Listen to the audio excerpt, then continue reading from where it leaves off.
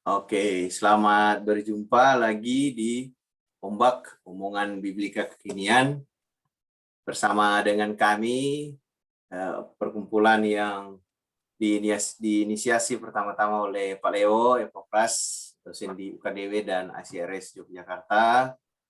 Lalu kami para, ya boleh kata admin, tapi sebenarnya kami suka menyebut diri kami navigator ombak, walaupun ombak itu tidak bisa dinavigasi.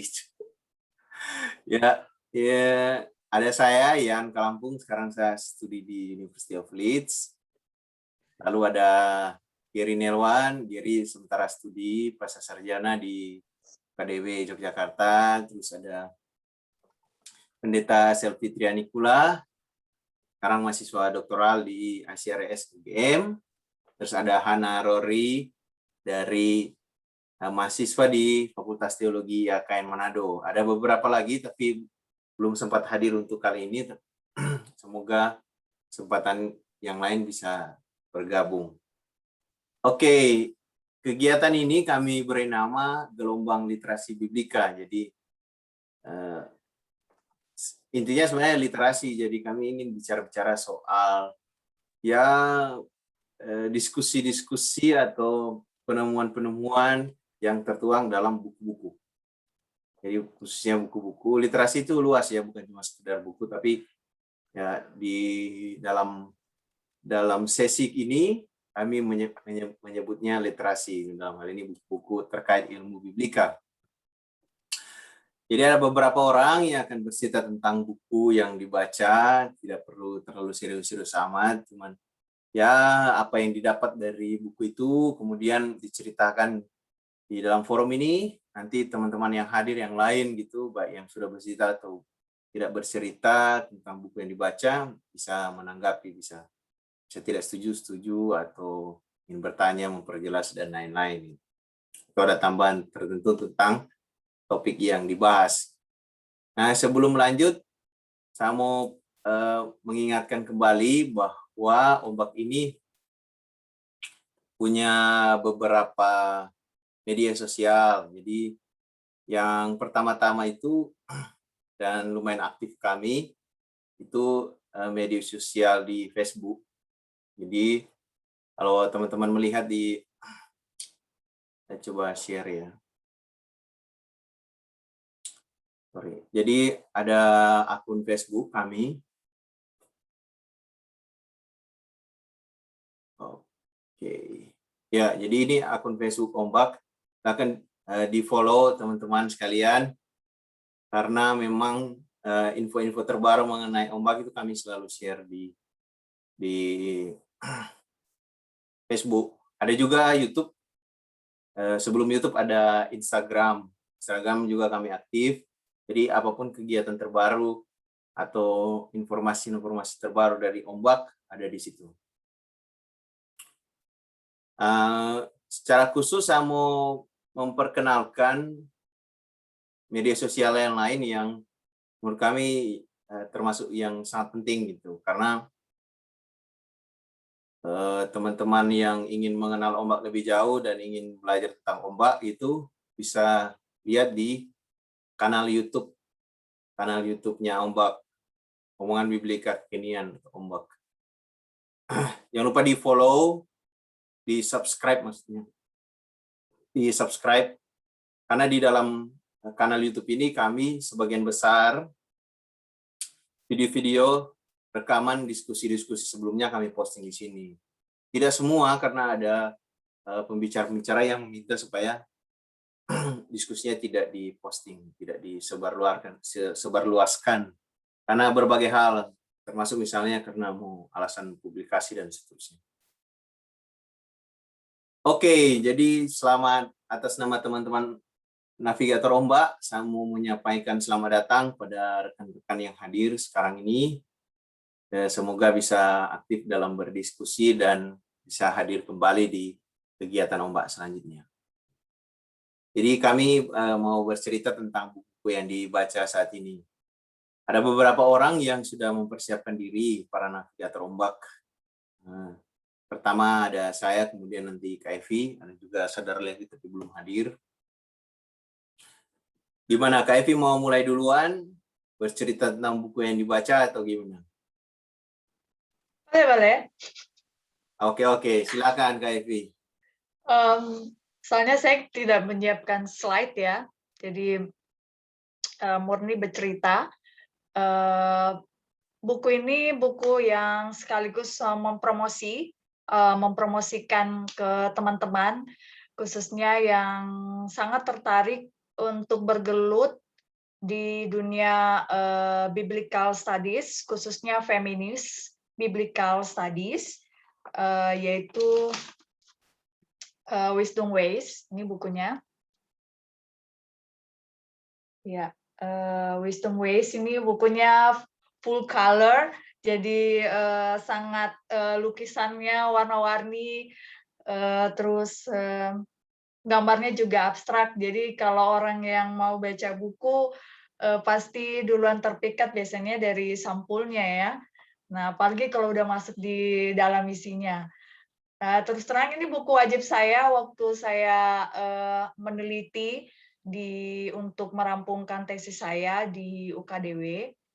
Wisdom Ways ini ditulis oleh Elizabeth Susler Fiorenza, dan menurut saya ini salah satu manuskrip dari Fiorenza yang sangat keren, khususnya bagi dunia feminis biblical studies ya. Seperti kita tahu, Elizabeth Susler Fiorenza adalah salah satu teolog feminis yang sangat cemerlang dan juga sangat berkomitmen dalam pengembangan studi-studi biblika. Buku ini sebenarnya sudah lama, terbit tahun 2001. Lalu ketika ingin menulis tesis, kemudian ada satu mata kuliah, lalu kemudian buku ini diperkenalkan untuk sebagai teori, khususnya teori hermeneutika feminis, pembebasan feminis kritis, atau 7 langkah tarian hermeneutika dari Elizabeth Susler Fiorenza. Dari nama bukunya saja, Wisdom Ways, jadi kalau bisa saya secara pribadi terjemahkan itu jalan-jalan kebajikan, begitu ya. Wisdom ini sendiri merupakan sangat feminis sekali ya, dalam artian kita membacanya di sini berusaha memahaminya sebagai yang ilahi itu sendiri. Jadi wisdom ada wisdom yang W kecil dengan W yang besar. Kalau yang kecil itu menunjukkan pada quality, mentality dari sifat dari interpretasi pendekatan ini, dan juga wisdom yang huruf W besar itu adalah menunjuk pada yang ilahi itu sendiri, figuritas, feminitas yang ilahi yang dikenali atau diperkenalkan oleh dunia feminis. Jadi ini adalah introducing feminist biblical interpretation. Jadi kalau yang mau menekuni feminist biblical studies, ini saya kira buku yang wajib dibaca, karena ya namanya juga introducing, perkenalan gitu ya, perkenalan tentang dunia interpretasi biblika feminis. Tapi menurut saya kalau makanan gitu, ini bukan sekedar appetizer sesuai dengan judul bukunya, introducing begitu ya, dia bukan appetizer, makanan pembuka, tapi ini sudah lengkap banget, ada main course-nya, ada dessert-nya, pokoknya lengkap sekali. Dia bukan hanya mengulas soal proses dari interpretasi feminis biblika itu sendiri, tapi juga ada langsung pada praktik-praktiknya. Jadi ada tahapan-tahapan yang kalau diikuti di sini itu sangat menarik sekali, baik untuk akademisi, untuk kelas-kelas feminis, maupun di gereja atau di PAPA seperti itu.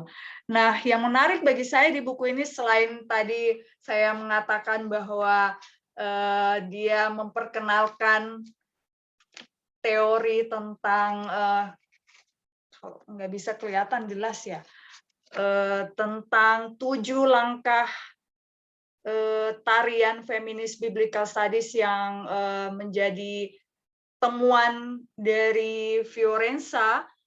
Ada juga yang menarik menurut saya, yaitu tentang kiriarki.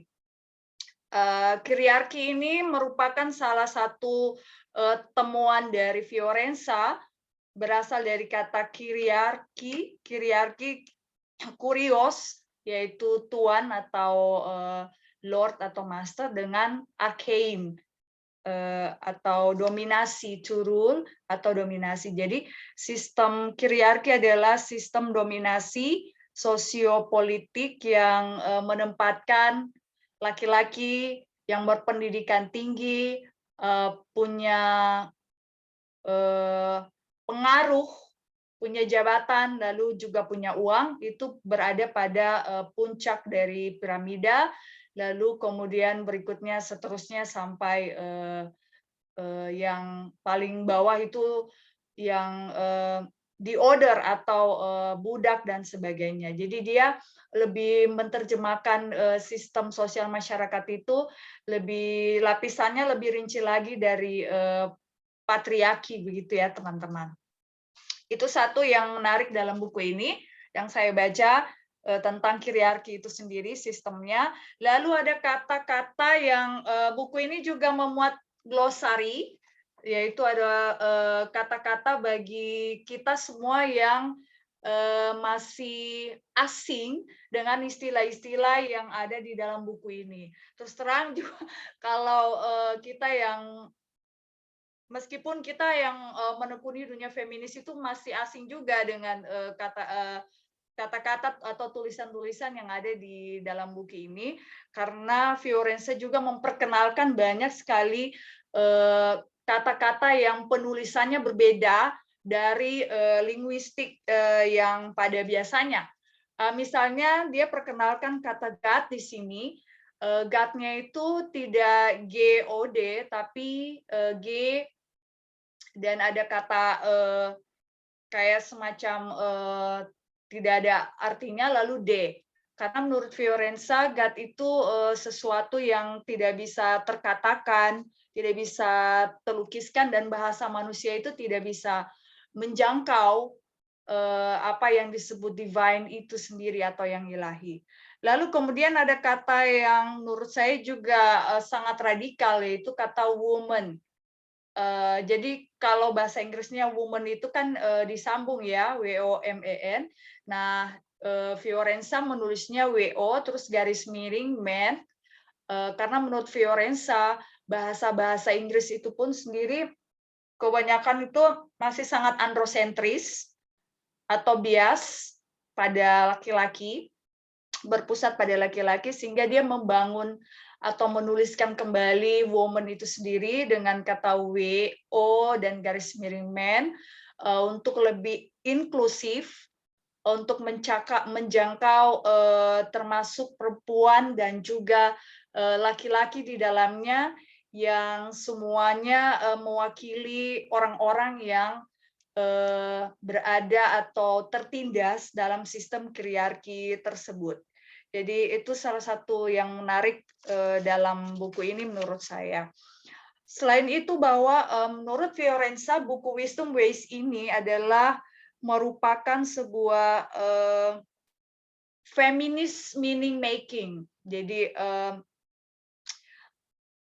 dalam arti membuat makna dalam perspektif feminis, yaitu dalam mencari pemahaman yang lebih mendalam tentang Alkitab, diri sendiri, dan juga dunia ini. Jadi dia mencakup tiga hal, yaitu Alkitab itu sendiri dalam artian interpretasi tentu saja, dan juga pada diri sendiri selaku pembaca, laki-laki, perempuan, dan manusia, lalu juga dunia yang menyekitari baik dunia Alkitab itu sendiri maupun dunia pembacanya, seperti itu. Dan juga dia menyasar kepada insight yang lebih mendalam, tujuannya lah untuk bisa mendukung perjuangan untuk survive dalam dunia ini yang dan juga tentunya mencari keadilan atau transformasi. Transformasi adalah salah satu kata kunci yang penting untuk dibaca atau didapat dari buku ini seperti itu. Lalu yang menarik juga bagi saya adalah tentu pada wisdom dance-nya ya, pada tarian hermeneutika pembebasan feminis kritisnya Fiorenza yang ada 7 langkah itu. Di sini sangat-sangat menarik sekali untuk diikuti teman-teman, dibaca dan juga diterapkan. Khususnya saya sudah menerapkannya di tesis saya, dan juga temuannya tentang Ecclesia of Women, gereja perempuan, yang juga sampai saat sekarang ini saya juga masih mencari tahu yang seperti apa sebenarnya dimaksud oleh Fiorenza tentang Ecclesia of Women itu. Nah, singkat dari saya adalah bahwa meskipun ini buku lama, terbitan tahun 2001, tetapi ada beberapa teori dan juga praktek dari Fiorenza yang menurut saya sangat penting sekali bagi perkembangan teologi feminis di Indonesia secara khusus. Terima kasih. Ya, oke. Terima kasih Kak Evi. Menarik sekali, tapi kita tahan dulu diskusinya. Kita dengarkan dulu yang mau presentasi berikutnya. Saudara Levi yang sudah hadir bersama-sama dengan kita dan mau cerita tentang buku yang dia baca. Silakan, Levi. Ya, saat ini saya mau share buku yang saya baca. Jadi buku itu judulnya Becoming Friends of Time. Ini bukunya dari John Swinton. Dia tentang disability, timefulness, and gentle discipleship. Nah, jadi hal yang menarik dari buku yang saya baca ini, di buku ini Swinton menyorot suatu aspek yang sering membuat teman-teman yang disabilitas didiskriminasi atau tidak terpakai dalam tanda kutip dalam masyarakat, yaitu aspek waktu. Jadi Swinton dalam buku ini dia pertama memeriksa perkembangan paradigma tentang waktu dan jam yang dihubungkan dengan waktu-waktu dalam dunia industri. Nah, jadi dalam konstruksi dunia industri ini, jadi waktu itu adalah yang produktif, yang dapat menghasilkan uang. Sehingga dalam framework seperti ini, teman-teman disabilitas sering dianggap sebagai beban karena tidak produktif dalam menggunakan waktu. Nah, dalam buku ini kemudian Swinton ini memberikan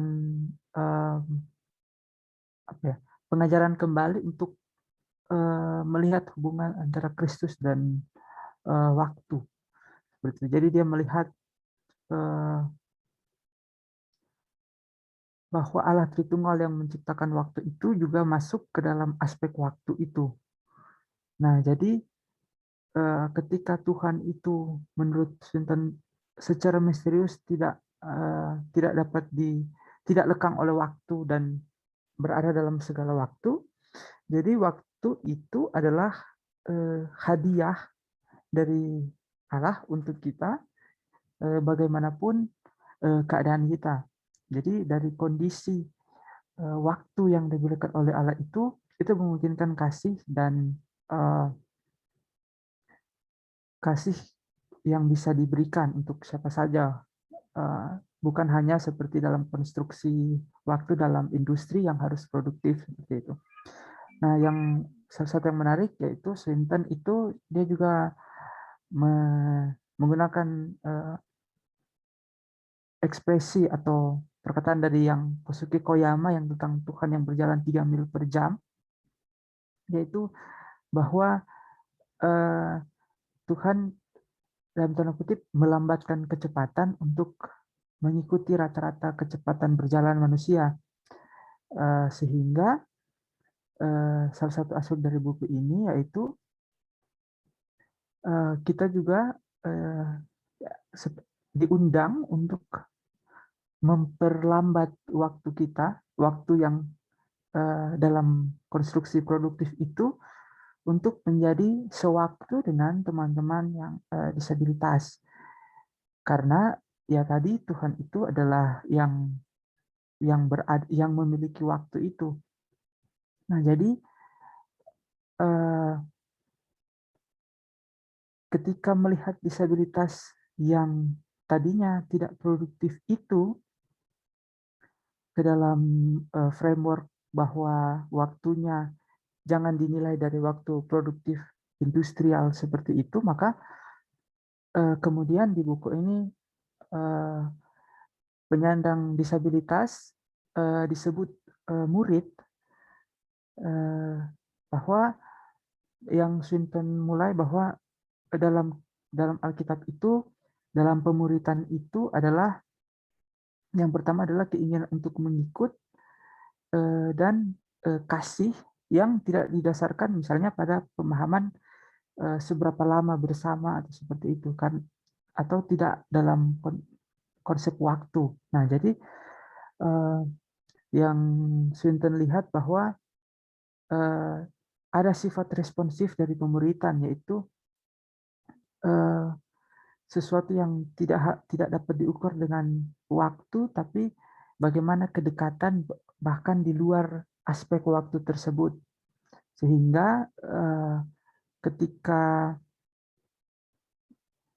alih-alih misalnya menekankan bagaimana penyandang disabilitas ini dapat gereja buat produktif dalam tanda kutip, tapi bagaimana untuk gereja dapat berjalan bersama dalam waktu mereka untuk mewujudkan kasih Allah, sehingga mereka juga dapat menjadi murid yang percaya dan berjalan bersama dalam waktu Tuhan.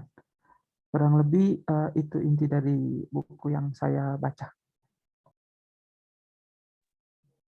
Oke, terima kasih Devi.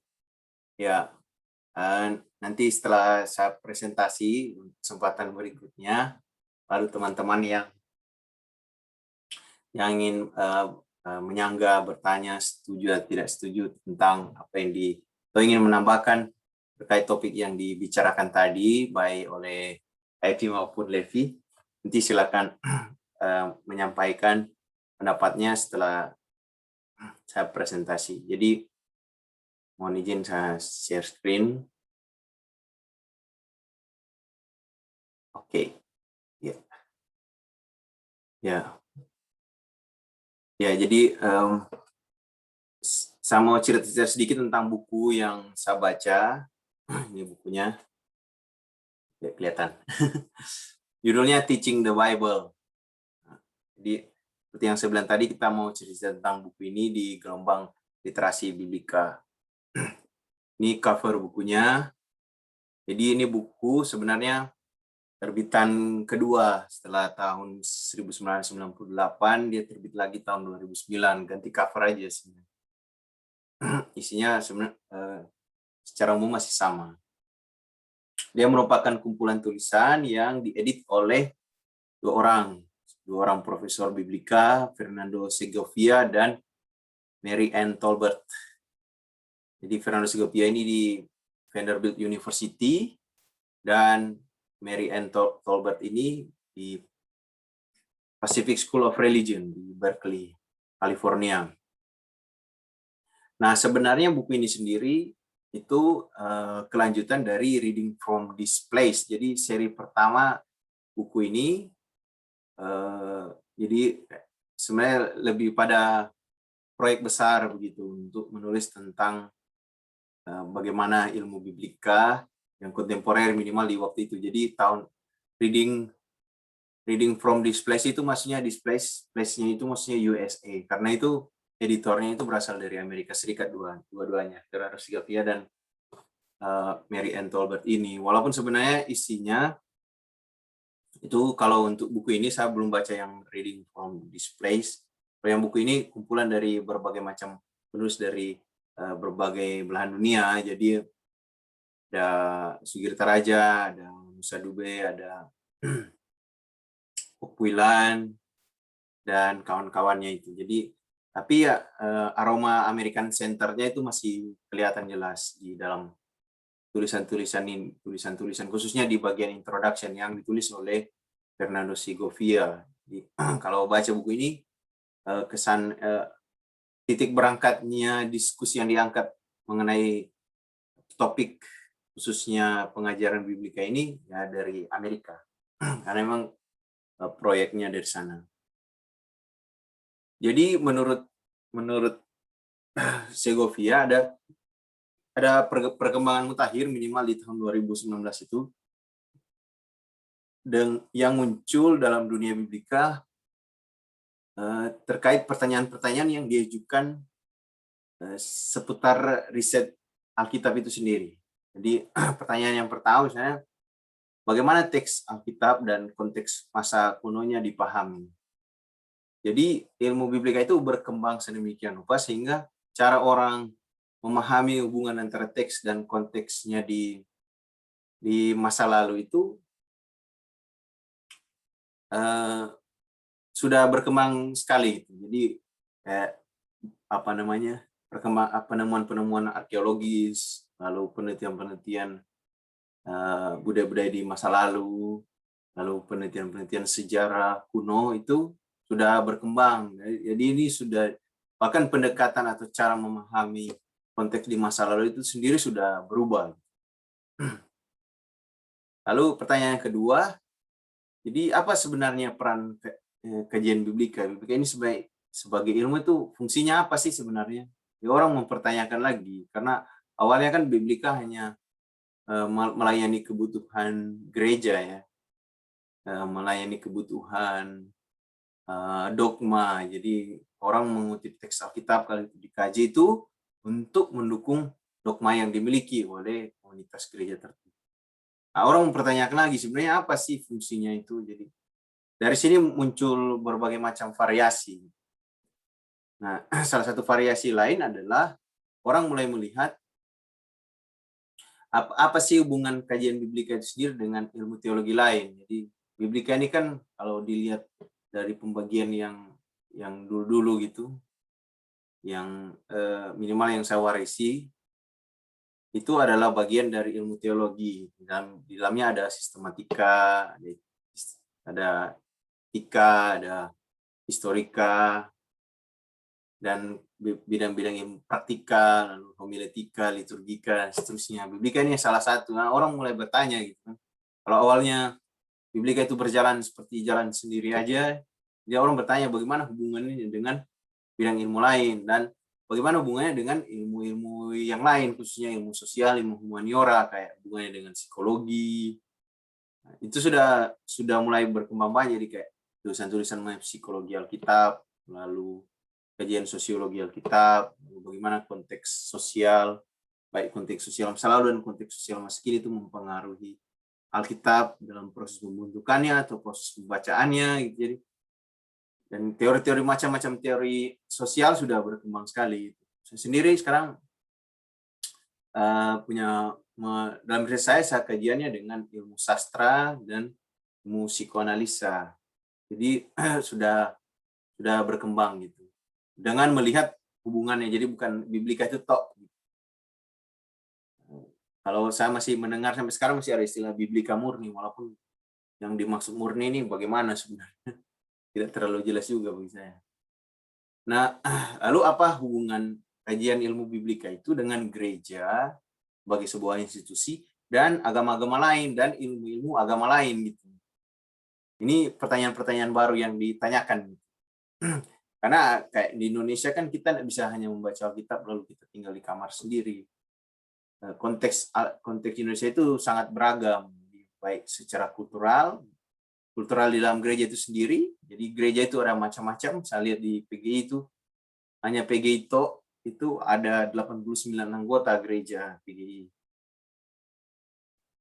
Yang kalau didalami lagi, beragam sekali, kayak misalnya GKST, ada macam-macam, ada orang Bali di dalam, ada orang Mori, ada orang Pamona gitu kan, itu membentuk kultur-kultur gereja yang berbeda. Belum lagi kalau kita keluar pindah ke agama lain. Jadi orang bukan hanya orang coba melihat bagaimana kajian biblik ini dalam hubungannya dengan keberagaman itu.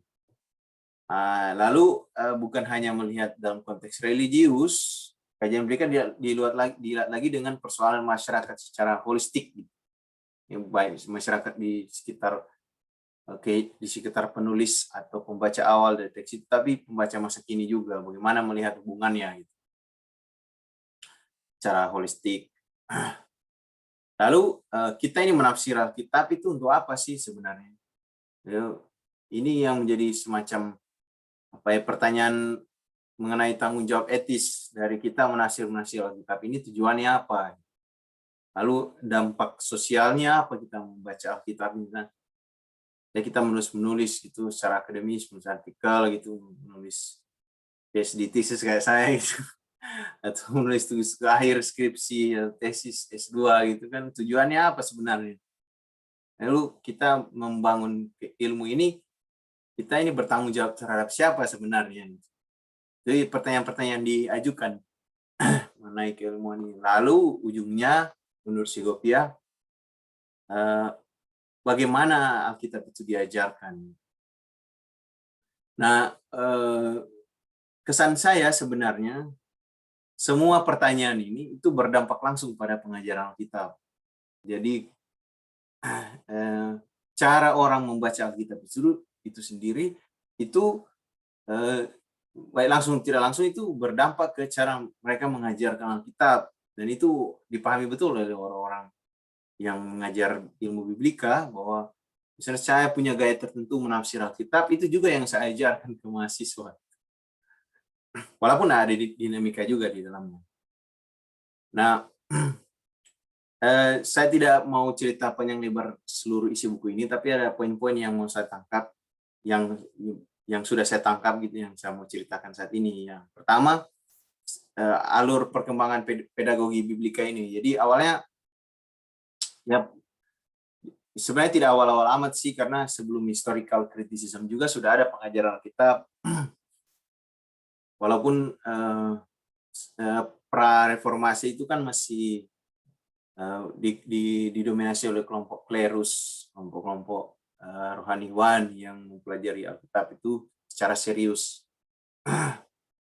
Selain kepentingan untuk kehidupan sehari-hari. Tapi ya di zaman itu juga orang membaca Alkitab, di zaman pra-reformasi orang membaca Alkitab kan masih terbatas. Nanti setelah si Gutenberg itu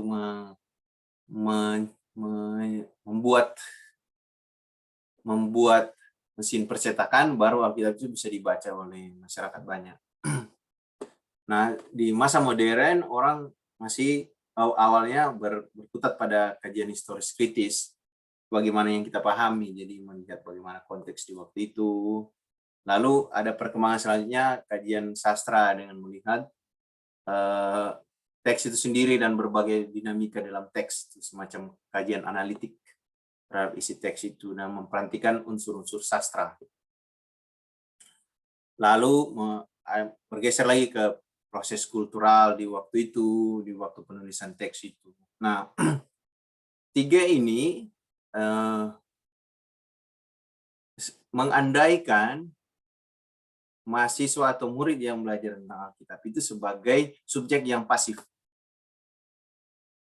Ya, entah bisa disebut subjek juga, atau bisa disebut, atau kayaknya lebih cocok disebut objek, tapi kayaknya ya saya untuk menghargai kepribadian mereka, saya memakai istilah subjek yang pasif. Artinya murid-murid dan mahasiswa itu diandaikan sebagai gelas yang kosong gitu, atau kertas yang putih. Saya lupa teorinya siapa itu yang bicara tentang kertas putih gitu kalau ngajar anak-anak gitu kan. Karena didik itu dianggap sebagai kertas yang putih gitu. Baik historical criticism, literary criticism maupun cultural criticism itu mengandaikan mahasiswa atau murid itu sebagai subjek yang menerima transfer ilmu dari pengajarnya gitu. Dengan berbagai macam pendekatan yang dimiliki oleh pengajar itu, baik dia punya fokus pada kajian historis, atau dia memperhatikan unsur sastra, atau dia memperhatikan konteks budaya. Mahasiswa dan murid itu dianggap sebagai subjek yang pasif, nerimo aja gitu. Nah, ada upaya perlawanan, nah, bukan upaya perlawanan, jadi semacam panggilan untuk berubah, panggilan perubahan gitu kira-kira kalau istilah dalam buku ini, call for change, yang melihat bahwa mahasiswa dan murid atau naradidik ini bukan orang-orang yang tidak tahu apa-apa gitu. Mereka datang dengan membawa berbagai macam background, dengan persoalan-persoalan yang mereka miliki dalam kehidupan, persoalan di dalam rumah, persoalan dalam pergaulan, persoalan sehari-hari, atau mungkin persoalan dunia secara utuh, mereka bawa semua itu ke dalam ruang kelas. Gitu. Nah, muncullah berbagai macam variasi untuk membaca teks Alkitab dengan menekankan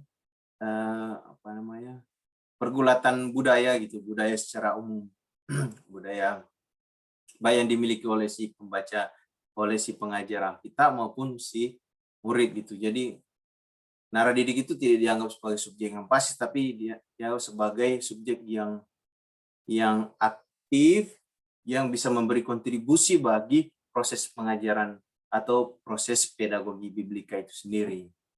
Ya muncullah kayak third world country, postcolonial feminism gitu. Ya Segovia dalam buku ini bicara soal dia bicara banyak soal African American ya, karena dia fokusnya di konteks Amerika, tapi ada juga Sugirta Raja melihat bagaimana proses penafsiran Alkitab itu bergeser dari dominasi imperial ke persoalan-persoalan yang dimiliki oleh kelompok-kelompok masyarakat yang terkolonialisasi gitu. Lalu ada upaya untuk melihat bagaimana kalau istilahnya O'Connor itu sebagai transcultural interpretation, persoalan yang sifatnya trans, gitu. Yang bukannya dimiliki oleh setempat tapi di berbagai tempat. Lalu jadi ada semacam skop yang sifatnya lokal tapi juga global gitu. Dan tidak jarang ada semacam tumpang tindih gitu, atau saling tukar menukar tempat, campur menyampur gitu kan, yang kompleks yang terjadi di berbagai macam belahan dunia. Jadi kayak misalnya di Brasil kan punya pengaruh liberation theology itu kuat, jadi teologi pembebasan itu kuat. Tapi ya liberation theology itu sendiri bukan hanya milik Brasil, karena Aloysius Pierce kan sudah mengadaptasi itu dalam konteks Asia menurut dia. Lalu misalnya ada Pak Bono Wiratmo yang bicara soal teologi pembebasan di dalam konteks Indonesia. Jadi perubahan-perubahan itu muncul karena ada dorongan dari cultural studies. Ya, kalau bicara cultural studies, Pak Leo lebih tahu itu. Jadi cultural studies itu sebenarnya bukan ilmu yang rigid gitu. Itu ilmu gado-gado. Dia ambil berbagai macam inspirasi, tapi ya didominasi oleh psikoanalisa, lalu kajian Marxis, dan kajian sastra, kalau saya tidak salah. Lalu di dalam situ ada postkolonial dan seterusnya, ada kajian siapa itu Antonio Gramsci dan seterusnya. Nah, lalu ada faktor-faktor yang sifatnya spasial, jadi ada ruang-ruang di ruang tertentu kita membaca teks dalam perspektif tertentu, kita baca di dalam ruang yang lain, itu proses pembacaannya berubah. Gitu. Jadi dinamikanya lebih beragam dan lebih kompleks gitu, karena pedagogi biblika atau pengajaran Alkitab itu sudah bergeser dari teacher center, jadi kayak fokusnya ke pengajar, lalu mahasiswa lalu naradidik itu menjadi ya subjek yang derimo aja gitu, apa yang diajarkan oleh guru ataupun dosen. Nah, dia bergeser ke bukan semata-mata student center, tapi keterbukaan pada ya kita semua ini adalah pembaca yang aktif gitu, yang bisa memberi kontribusi pada proses upaya untuk memahami Alkitab ini, entah dari berbagai macam perspektif yang kita miliki. Jadi saya mengandaikan setelah melihat perkembangan ini bahwa pertanyaan-pertanyaan yang diajukan oleh konteks sekarang dalam ilmu biblika itu tidak serta-merta atau tidak seharusnya terpisah-pisah seperti ini. Dia bisa nyampur-nyampur. Jadi orang bisa menulis misalnya melihat kajian hubungan antara biblika dan misalnya Islam gitu, kajian Alkitab dan Islam itu karena ada semacam tanggung jawab etis bahwa kita sebagai orang Indonesia gitu kan, kita nggak bisa hidup tanpa mempedulikan agama lain dalam ini Islam gitu, karena kita tinggal di negara yang dominan beragama Islam dan katanya negara dengan populasi Islam terbesar di dunia gitu. Indonesia. Jadi kita nggak bisa mempelajari agama kita tanpa berinteraksi langsung maupun tidak langsung dengan agama Islam. Misalnya itu tanggung jawab etis dan tanggung jawab ideologisnya. Misalnya saya membaca Alkitab dan mempertimbangkan konteks saya sebagai orang yang hidup di dekat perbatasan Indonesia gitu. Jadi saya membaca Alkitab dengan mempertimbangkan persoalan-persoalan kehidupan di masyarakat saya, misalnya masyarakat saya yang hidup sebagai nelayan gitu, saya mempertimbangkan persoalan-persoalan orang nelayan. Itu tanggung jawab ideologi saya dan ya tanggung jawab sosial juga. Nah itu saya untuk bicara seperti itu saya harus berkonsultasi misalnya dengan kajian ilmu maritim gitu kan, atau kajian ilmu sosial yang mempertimbangkan masyarakat pesisir itu bagaimana konteks kehidupannya dan seterusnya. Ya itu jadi singkat kata ya melihat perkembangan pengajaran Alkitab itu kalau saya lihat dari buku ini itu sudah kompleks sekali. Nah kompleksnya itu ya mengikuti pergerakan analisis setiap pribadi, jadi agensi atau agensi pribadi atau komunitas itu dan dia punya otoritas masing-masing untuk membaca Alkitab. Tidak serta-merta merelatifkan pembacaan Alkitab, terserah ndasmu gitu kan, terserah dirimu sendiri, tidak seperti itu. Tapi karena ini sifatnya global juga, kita semua ada dalam semacam kalau istilahnya Gary itu intersubjectivity gitu, ada keterkaitan gitu. Kita bukan hanya dependent tapi interdependent satu sama lain itu. Jadi diskusi itu jalan terus. Begitu. Ini kira-kira yang saya temukan dari buku ini. Oke. Terima kasih dari saya. Ya, silakan teman-teman yang mau menanggapi, bisa menanggapi Kak Evi, bisa menanggapi Levi juga, bisa menanggapi siapapun, saya juga termasuk. Saya beri kesempatan dulu kepada teman-teman yang hadir sebagai peserta dalam ruang ini. Silakan.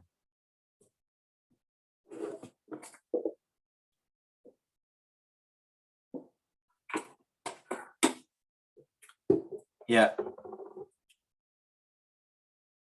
Di sini ada Bung Herman Saragi. Saya ingat dulu pernah hadir juga dan sempat berkontribusi dalam diskusi. Terus ada Menir Opo, Rianto Adilang. Lalu ada Mbak Lydia. Silakan yang mau komentar.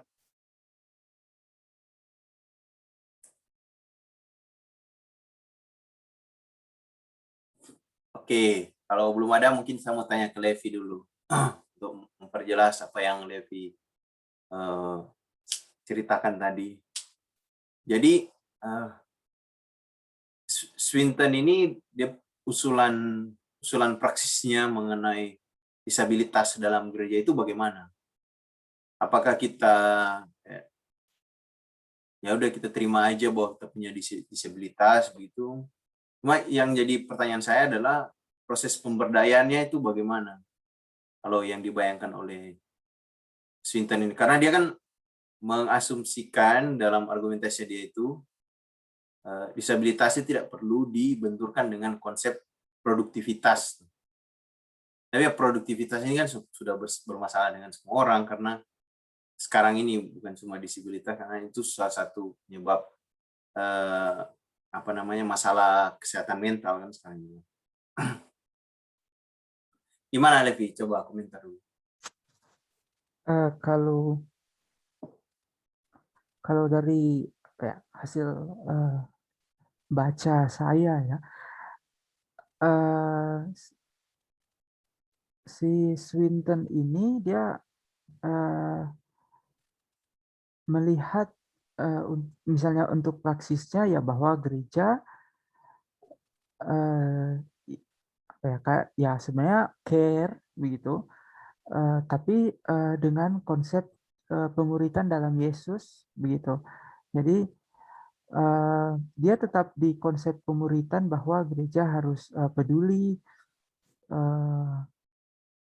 kayak peduli untuk kepada penyandang disabilitas juga, sehingga ya ibaratnya ya apa ya, berjalan bersama dengan mereka begitu, untuk ya mungkin mau mendengar mungkin, tapi tetap dalam konsep pemuritannya itu.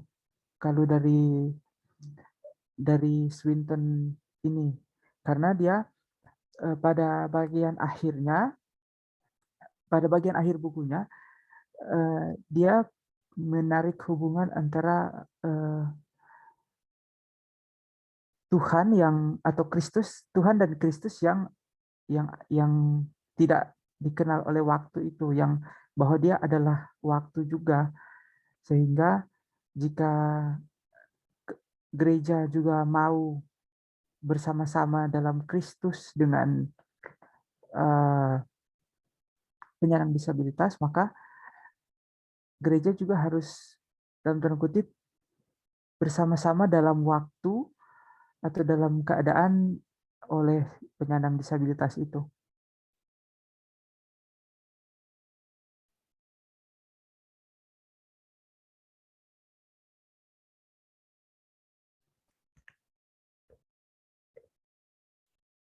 Oke.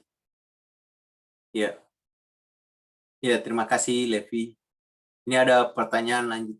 Ada pertanyaan dari Ana. Menanggapi tentang buku Wisdom Ways, seperti yang dikatakan Kak Evi sebelumnya, langkah atau teori dari Fiorenza yang paling penting di Indonesia bisa dijelaskan langkah apa? Seperti apa dan seberapa efektif mengamati atau berkontribusi dengan fenomena dalam konteks Indonesia? Terima kasih. Silakan Kak Evi. Terima kasih, Hana. Saya mencoba menjawab ya. Menurut saya, kayaknya dari semua 7 langkah ini mungkin bisa dilihat ini ya, model 7 langkahnya Fiorenza. Jadi dia seperti tarian, jadi bisa melangkah dari satu step ke step yang lain, tapi selalu berawal dari hermeneutika pengalaman, lalu dia akan berakhir di hermeneutika transformasi ya. Jadi dia selalu diawali oleh hermeneutika pengalaman feminis, lalu dia berakhir di hermeneutika transformasi pembebasan. Itu kuncinya. Kalau melihat konteks Indonesia, terus terang ya itu juga masih jadi pergumulan saya ya, terkait dengan feminis yang sangat khas atau lokal dari Indonesia itu sendiri, karena studi-studi feminis di Indonesia ini menurut saya sudah sangat-sangat berkembang, terutama dari studi biblikanya seperti itu. Cuman kalau yang saya coba lihat, teori Fiorenza ini belum banyak dipakai, padahal ini sangat menarik karena dia menawarkan 7 model tadi ya, 7 model interpretasi hermeneutik yang sangat menarik. Dan ada satu mahasiswa dari Ambon kalau tidak salah, IAKN Ambon atau UKIM saya lupa, yang juga dia mendapatkan kontak saya karena ketika mengetik di Google itu yang salah satu yang memakai metode ini adalah saya. Jadi saya juga berniat untuk terus mempromosikan teori ini begitu.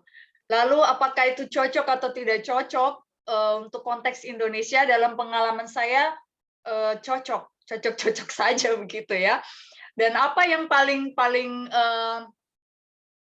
pas untuk dari teori ini, saya kira semua ya, meskipun dalam penelitian saya cuma pakai 4 karena tidak mampu memakai 7 karena terlalu berat langkah-langkahnya dan juga memakan waktu yang cukup panjang karena itu melibatkan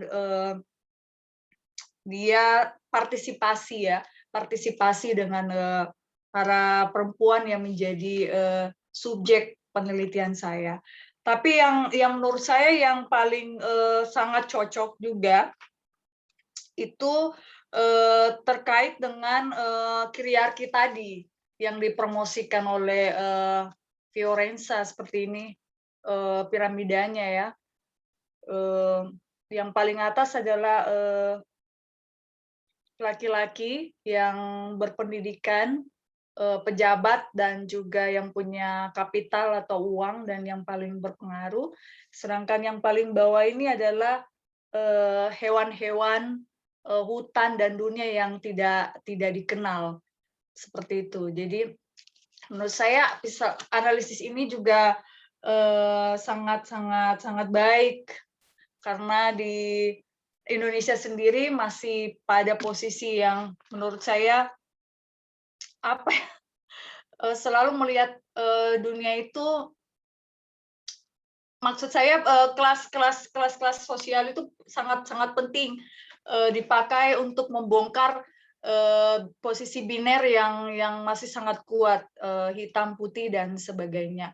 Kalau saya itu hanya berpulang pada kepentingan dan juga concern dari semua yang bergiat dalam dunia feminis biblika.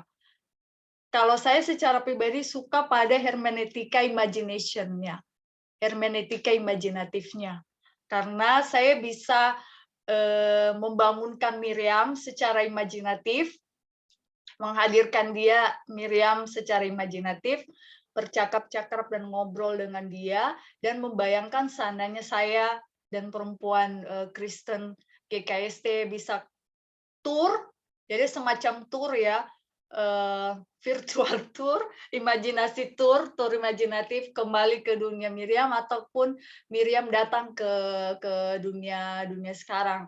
Saya kira kalau hermeneutikanya yang imajinatif ini mungkin disukai oleh teman-teman yang berusaha keluar dari model-model hermeneutika yang kaku begitu ya, seperti tadi teman yang sudah paparkan. Dan itu kalau kaum milenial mungkin cocok sekali nih hermeneutika imajinatif, Hana. Mungkin itu dulu jawaban dari saya. Oke, terima kasih Gaypi. Ya, silakan teman-teman lain yang mau komentar yang hadir dalam room ini. Kami berikan kesempatan. Mungkin saya bertanya buat ya, Jan dengan Levi. Ya, Kedua buku ini kiranya bagus dibaca oleh siapa target pembacanya. Nah, kalau saya ini kan bagi semua yang ingin tertarik dengan feminis studies, tapi yang maksudnya sudah punya dasar feminis sebelumnya, studi feminis. Kalau yang belum punya dasar sama sekali, ini akan susah sekali terseok-seok karena dia sekali lagi bahasa Inggris dan juga banyak istilah-istilah feminis yang berat yang ada di sini begitu. Terima kasih. Oke, ya sebelum ke Levi, kalau saya memang buku ini bagus untuk dibaca oleh para dosen pertama-tama, misalnya dosen biblika dan dosen teologi secara umum. Dan ini bagus juga untuk dibaca oleh teman-teman dari agama lain yang ingin melihat bagaimana perkembangan pengajaran Alkitab gitu. Cuma salah satu kritik saya adalah Indonesia tidak ada di situ. Tidak bicara tentang Indonesia, sehingga ya memang karena memang konteksnya begitu. Indonesia bukan dari Indonesia dan proyeknya dari luar, dari Amerika Serikat.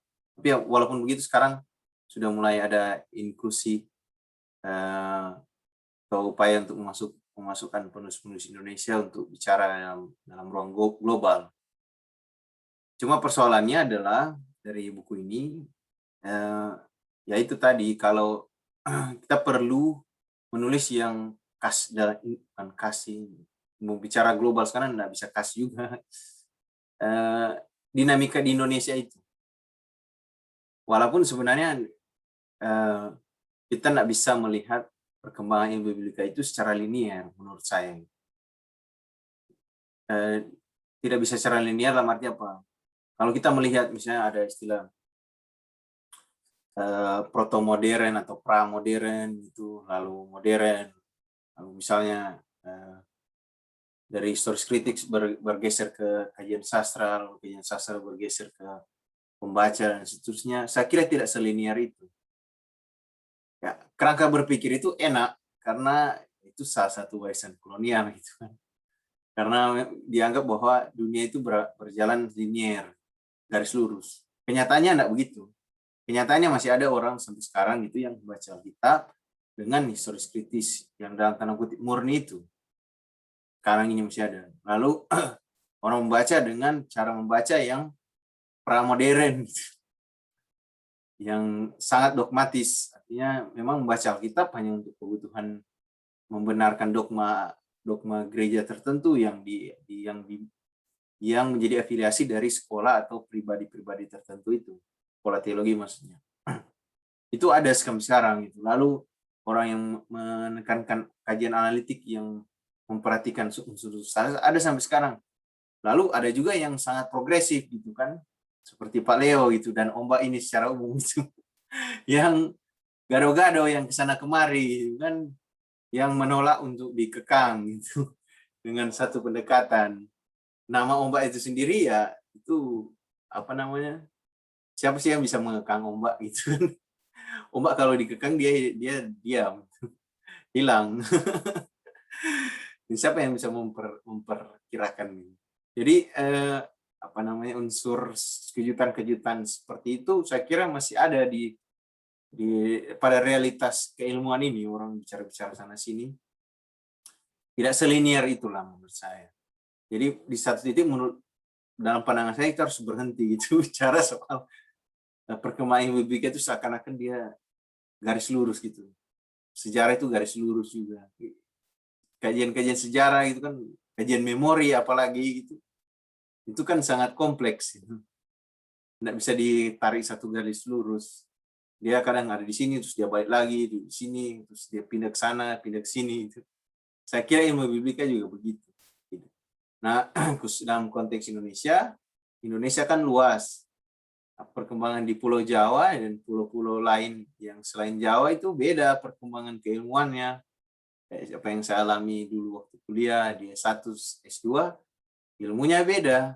Jadi lebih kompleks lagi, sehingga buku ini bagus dibaca sebagai pembanding, tapi tidak bisa dijadikan sebagai textbook. Textbook artinya rujukan utama. Gitu. Karena konteksnya beda dan ya jauh lebih kompleks dari itu, dari apa yang dibicarakan tadi. Itu sih pandangan saya. Silakan Levi. Kalau yang buku yang saya bahas tadi, ini sebenarnya menurut saya ini untuk teman-teman yang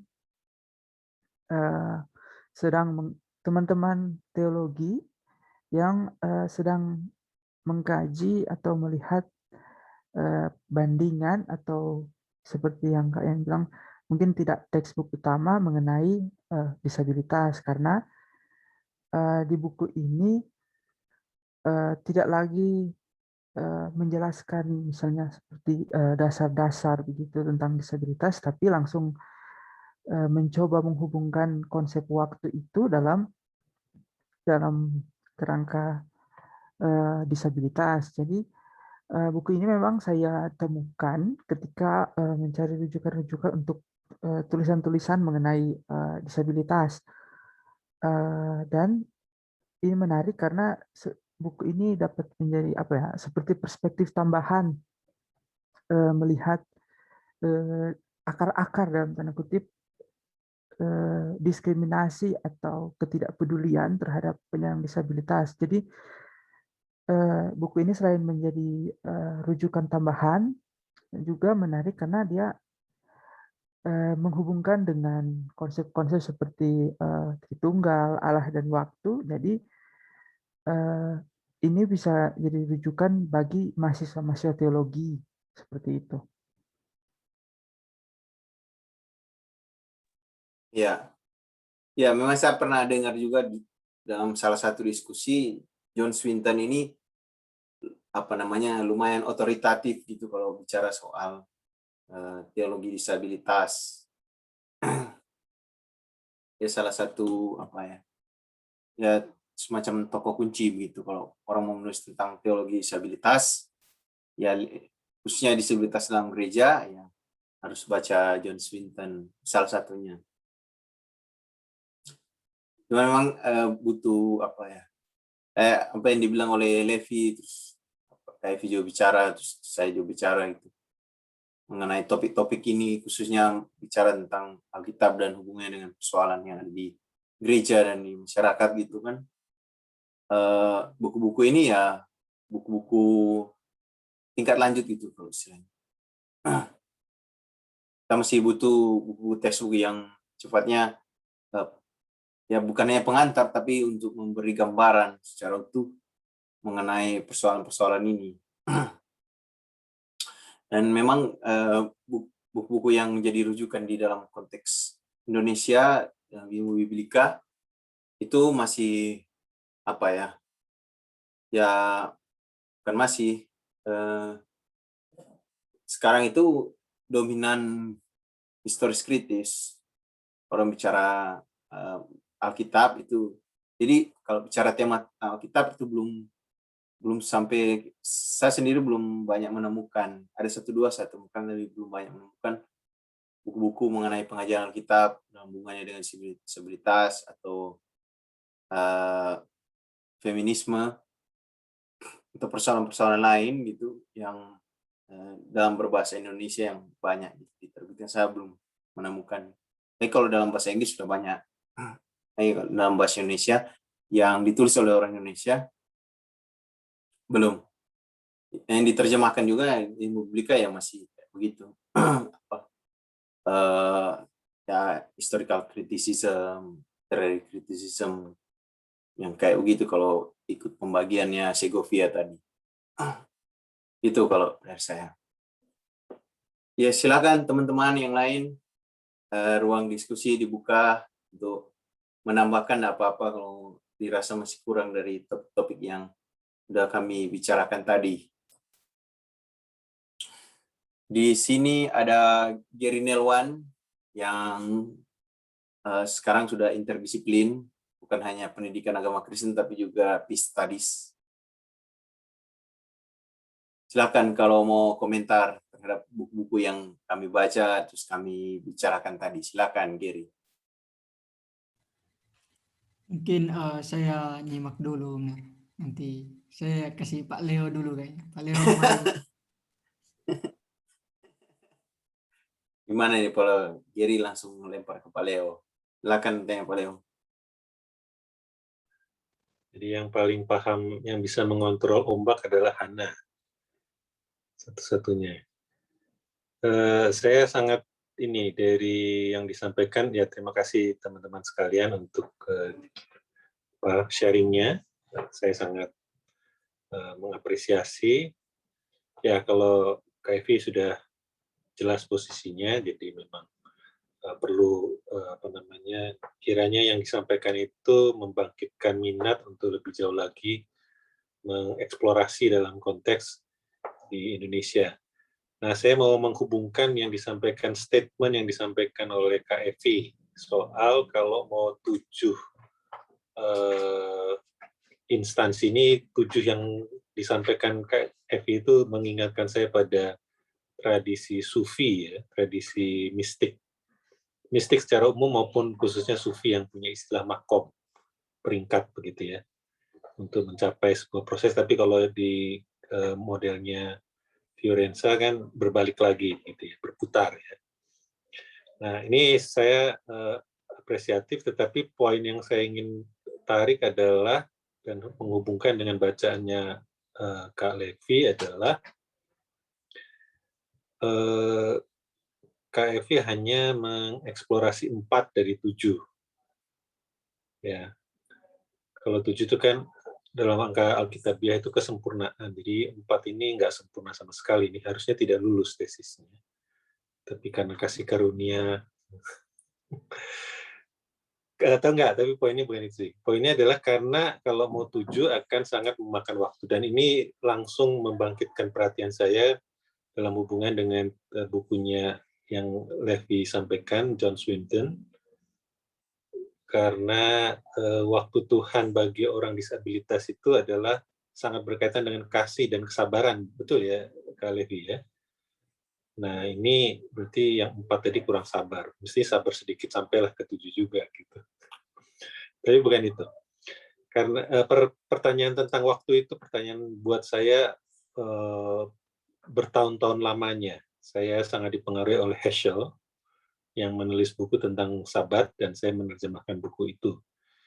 Nah, tentang Tuhan itu mengapa Sabat? Karena di Sabatlah kita punya kesempatan untuk menjadi manusia sejati, di mana waktu tidak lagi diikat berdasarkan kepentingan kemanusiaan. Di masa Sabat itu kan kita tidak boleh pegang uang. Bukan soal tidak boleh ya, kata tidak boleh itu sebetulnya mengingkari makna Sabat. Makna Sabat bukan soal tidak boleh, tetapi kita membebaskan diri dari kebutuhan akan uang, kebutuhan harus bekerja, tekanan hidup yang dalam bukunya yang Levi baca itu busyness itu violence ya. Kalau tidak salah begitu ya. Kesibukan itu adalah kekerasan terhadap waktu. Nah, jadi dan itu dihubungkan dengan sangat bagus. Saya sudah mendownload bukunya. Waduh, kok ketahuan ya. Bocor ini sebetulnya hanya di kalangan mahasiswa diam-diam aja, nih nggak boleh kasih tahu secara umum di publik. Tapi saya sudah mendapatkan bukunya dan saya merasa ini harus dibaca dengan lebih mendalam tentang waktu ya. Jadi saya ini tidak memberi pertanyaan, hanya sedang mengapresiasi apa yang sudah terjadi dari diskusi kita. Saya kira itu, jadi soal waktu itu menjadi pertanyaan saya yang sangat penting karena dipengaruhi oleh Heschel dan lalu John Swinton ini membangkitkan kembali dan dikaitkan dengan sangat keren menurut saya bagi kaum disabilitas. Dan dia kan orang Inggris ya. Saya ingat sekali punya teman baik orang Sri Lanka, Pendeta Stephen Arulampalam. Dia seorang yang vision impair ya, punya masalah dengan penglihatan. Pernah ke Indonesia, kami bersahabat waktu di Hong Kong. Selama 1 bulan kami bergaul erat dan berjalan bersama. Jadi saya selalu menuntun, ya ini bahasa yang sangat sombong ya, menuntun, tapi sebetulnya kami berjalan bersama. Seperti di Emmaus begitu ya. Kami berjalan bersama setiap hari. Itu betul-betul setiap hari harafiah. Dan dia menceritakan bahwa dia studi S3-nya di Inggris, dan dia menangis setiap hari. Karena orang Inggris cuek sekali, dia setengah mati hanya untuk memenuhi kebutuhan paling dasar. Sementara di Hong Kong kami punya tim bersama yang selalu bergantian membantu dia untuk memenuhi, ya, membelikan belanja dan sebagainya, mengantar kemana-mana gitu, menemani dia jalan lah. Nah, itu saja sih, ini semacam apresiasi. Jadi saya merasa sangat penting buku ini. Jadi terima kasih untuk Kak Levi yang sudah memperkenalkan. Sementara untuk Kak Yan, ini memang saya sendiri percaya pada ilmu yang dinamis ya. Ini saya paham di Biblika itu sebetulnya bukan hanya di Biblika ya. Kita diajarin di dunia akademik itu kan menghantam teori lama dengan bahasa yang berbeda-beda lah, mengkritisi dan sebagainya. Tapi intinya kita perlu membuat sesuatu yang baru. Tapi saya di sisi lain, karena saya juga bergulat dengan Biblika dengan cara yang berbeda, bukan secara kontekstual, tetapi secara kosmopolitan. Kosmopolitan itu maksudnya perkembangan Biblika suka tidak suka, entahkah ada perkembangan hermeneutika yang baru, cara membaca yang baru, readers response, atau interkomunal, atau apapun, sebagai ilmu dia tidak mati. Meskipun selalu ada bahasa-bahasa klise yang dipakai bahwa biblical criticism itu ini sekali ya menekankan pada kekuatan pada para klerus untuk melakukan hermeneutik. Tapi kita tahu ya di dunia nyata ya tidak juga. Teologi kontekstual adalah teologi juga yang salah satu yang mempertahankan piramida kelas sosial, bukan karena mau begitu, tetapi karena ya kita makhluk komunal. Orang Indonesia secara umum masih tetap komunalisme. Nah, komunalisme itu harus diakui bahwa tetap saja ada strata, ya. Meskipun tentu saja kita bisa mengupayakan yang lebih egaliter. Nah, begitu juga dengan ini historis kritis. Saya juga tahu si tokohnya itu yang memperbaharui lagi historis kritis, dan saya kira beberapa tokoh hermeneutik tidak bisa membebaskan juga.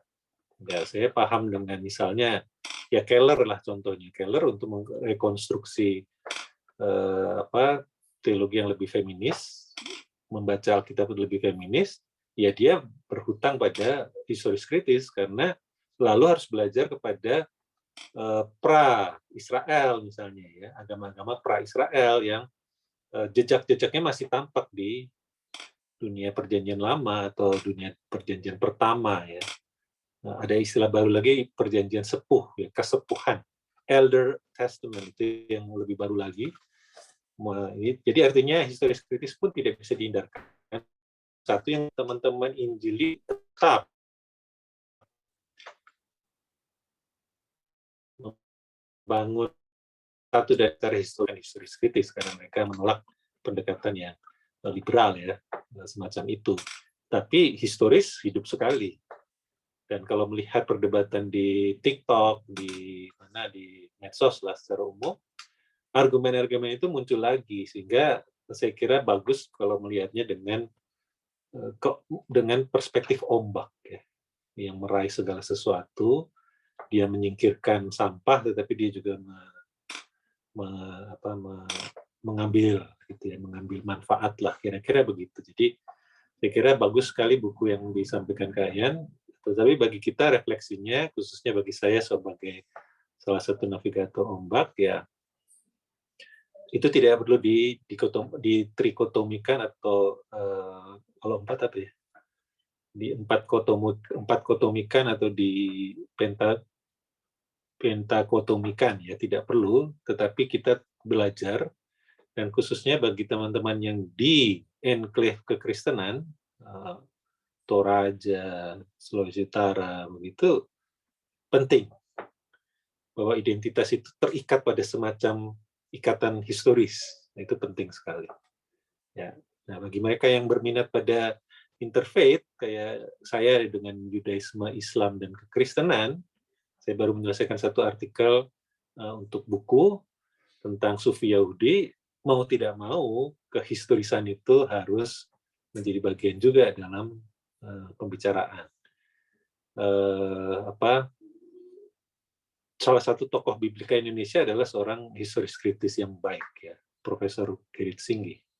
Itu seorang historis kritis dan dibesarkan oleh historis kritis, meskipun dia banyak sekali pergeseran, tetapi jejak itu tetap tampak. Jadi saya kira baik buku yang tadi disampaikan itu untuk melihat wawasan dan sendiri Daniel Listiabudi di kolega saya di Fakultas Teologi UKDW tetap memperkenalkan itu. Ya meskipun dengan asumsi yang menurut saya agak bias, tapi buat saya itu penting sekali bahwa tetap orang mengenal semacam itu. Jadi kira-kira begitu sih respon saya. Saya sangat mengapresiasi dan sekali lagi terima kasih Kak Levi yang bacaan itu akan menjadi teman saya untuk mengeksplorasi lebih jauh. Oke, terima kasih Pak Leo untuk masukannya saya setuju sekali. Saya juga belum baca sih tools yang Swinton itu, tapi rasanya penting sekali untuk didiskusikan. Nah, kedepannya nanti saya sudah menemukan ada 2 buku juga yang spesifik bicara soal disabilitas dalam Hebrew Bible, dalam Alkitab Ibrani. Nanti kita mau Ya, saya diskusikan. tambah sedikit Ya. aja. Jadi Ya, nanti akan, khususnya teman-teman yang bukan dari ombak, maksudnya bukan navigatornya, nanti akan ada tulisan dari Kak Ian, dari Kak Levi, dan Kak Evi tentang apa yang mereka baca. Kira-kira begitu ya kalau nggak salah janjinya ya. Akan ada tulisan. Jadi kalau nggak akan dipertanyakan kontrak navigator. Ya, terima kasih Pak Leo sudah mengingatkan. Itu hutang sejak dulu itu. Ya, memang penting sekali kita mendokumentasikan dalam bentuk tulisan, karena walaupun memang diskusi-diskusi ombak itu sudah direkam dan sebagian besar diposting di YouTube, tapi analisis kita masing-masing juga penting untuk memberi berbagai macam perspektif yang baru untuk menghangatkan diskusi, lalu supaya makna yang muncul dari video-video atau yang ditangkap oleh para penonton video itu bisa ada perspektif yang lain terkait diskusi yang kita lakukan. Ya, silakan teman-teman yang lain. Kita masih punya waktu untuk yang mau menambahkan atau merespon topik-topik yang kita diskusikan tadi. Silakan. Ada beberapa orang di dalam grup ini, kita menanti. Tapi saya kira memang buku-buku yang dibahas oleh Levi dan KFV itu buku yang penting untuk topik-topik yang dalam kaitan dengan ilmu biblika. Saya kira itu perlu dibicarakan terus. Nah, kita menanti bukan hanya catatan dari buku yang dibaca dari KFV, ada buku yang baru untuk menanggapi Elizabeth Susler Fiorenza dengan mempertimbangkan konteksnya KFV.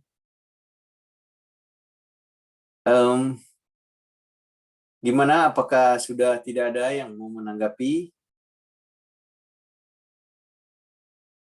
atau ingin bertanya atau ingin menambahkan? Ya, oke. Ini apa? Ya. Tertarik sekali tadi yang dikatakan oleh Pak Leo. Sebenarnya tema-tema biblika feminis di Indonesia itu sudah sangat bervariasi ya, sudah sangat dari segi isunya dan juga dari segi metodologinya seperti itu. Cuma memang terkhusus dari 7 langkah tarian feminis, pembebasan feminis Fiorenza ini belum cukup dikenal. Mungkin karena berat tadi ya, berat sekali dipraktekkan di lapangan, juga memahami teorinya itu juga sangat-sangat berat seperti itu. Saya ralat bukan 4 Pak, tapi 5. Jadi saya tidak memakai hermeneutika remembering and reconstruction, juga evaluasi kritisnya. Tapi sebenarnya menurut Levi Strauch yang mencoba menerjemahkan yang sangat teoretikal ini ke aplikatifnya, bahwa tidak perlu sebenarnya 7 langkah ini. Yang penting dia mulai dari pengalaman dan berujung ke transformasi atau pembebasan. Nah, memang kerinduan saya adalah bahwa metodologi-metodologi yang kelihatannya sangat Fiorenza banget ini untuk menerjemahkan ke konteks lokal, itu juga pertanyaan yang men-challenge pada waktu itu. Sejauh mana ini bisa Indonesia banget gitu. Dari hermeneutika kecurigaannya, hermeneutika imajinatifnya, experience-nya, yang mana di sini yang Indonesia banget. Sementara saya sendiri juga pada waktu itu inginnya punya sebuah hermeneutika yang lokal banget begitu kan. Ya mungkin ke depan bisa ada dorongan itu yang tetap lagi-lagi berbasis Alkitab seperti itu. Nah, tantangannya di situ. Tapi bagi saya bahwa studi feminis biblika itu sebenarnya tidak ada yang parokial atau tidak ada yang khusus ya, tapi semua sangat universal begitu. Sehingga pendekatannya pun juga pasti bisa sangat universal. Nah, kekasannya yang sangat lokal dan Indonesianya itu yang mungkin challenge-nya di situ. Bagi saya challenge-nya apa yang mencerminkan Indonesianya atau lokalnya itu pada bagian apa seperti itu. Nah, kalau di dalam studi saya pada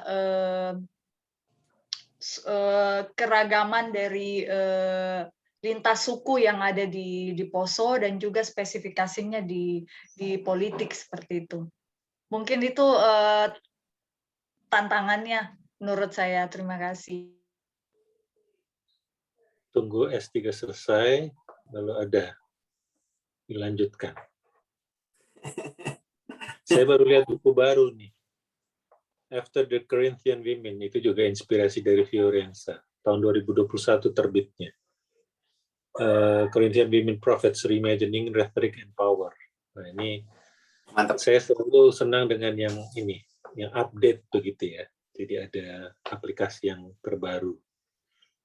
Pasca Fiorenza. Nggak perlu bikin yang baru sama sekali, karena kan konteksnya bukan soal ke-Indonesiaan sekarang tuh. Konteksnya kan ke pandemian, ke medsosan dan perempuan medsos dan apa namanya konteks Poso di era perubahan gitu kan. Ya, ya. Bukan saja, maksudnya gini, tantangan terbesar kita tuh kan dari teologi kontekstual adalah membebaskan diri dari identitas yang sangat menjadi hantu begitu ya. Selalu menciptakan kontras. Sekarang kan sudah sangat bergeser, jadi itu yang diharapkan sih sebetulnya, bukan menciptakan Fiorenza versi Asia, tetapi Fiorenza menjadi inspirasi. Ya. Saya juga baru baca lagi nih karena gara-gara ini tadi tuh saya jadi buka-buka gitu ya PDF-nya. Jadi Fiorenza sendiri memanfaatkan historis kritis untuk mengkritik anggapan bahwa Paulus itu misoginis. Nah itu kan menarik sekali. Yang begitu-begitu itu metodologi yang menurut saya sangat cair gitu ya, bergerak, dia nggak sedang membangun mazhab. Mazhab itu satu-satunya mazhab yang valid itu cuman ombak lah, itu yang terbaik. Ya memang salah satu tantangan apa ya, kalau istilahnya Paul Giro itu fixity. Jadi orang berupaya untuk memfikskan gitu, termasuk di dalam universitas gitu, ketika ilmu yang sebenarnya dia cair sekali, ketika masuk dalam universitas itu dia harus punya rigid, harusnya perbedaan yang jelas gitu antara ilmu ini dan ilmu yang lain. Padahal ya tidak sederhana itu, karena dia selalu ada benturan-benturan, ada curi-mencuri ilmu, kalau istilah saya. Ya, oke. Ya. Terima kasih Pak Leo, terima kasih teman-teman semua yang sudah hadir dalam diskusi ini. Jangan bosan-bosan untuk ikut diskusi ombak selanjutnya. Nanti akan diinformasikan lagi.